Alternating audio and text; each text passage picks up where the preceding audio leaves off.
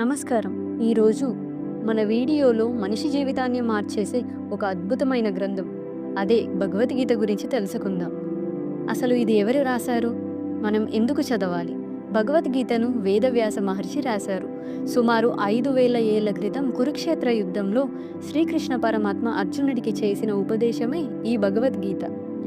జీవితంలో మనకు ఎన్ని కష్టాలు ఎదురవుతాయి, ఏం చేయాలో తోచినప్పుడు, మనసు అశాంతిగా ఉన్నప్పుడు భగవద్గీత ఒక లైఫ్ మాన్యువల్లా పనిచేస్తుంది. ఇది కేవలం ఒక మతానికి సంబంధించినది కాదు, మనిషి ఎలా జీవించాలో నేర్పే ఒక జీవన వేదం. గీతను చదవడం వల్ల మనసులోని భయం, ఆందోళన తగ్గి ప్రశాంతత లభిస్తుంది. ఏది మంచో ఏది చెడో ఆలోచించి సరైన నిర్ణయం తీసుకునే ధైర్యం వస్తుంది. మన కోపాన్ని, ఆలోచనలను ఎలా అదుపులో ఉంచుకోవాలో తెలుస్తుంది. భగవద్గీత ఒక సముద్రం వంటిది. మనం ఎంత లోతుగా చదివితే అన్ని విషయాలు తెలుస్తాయి.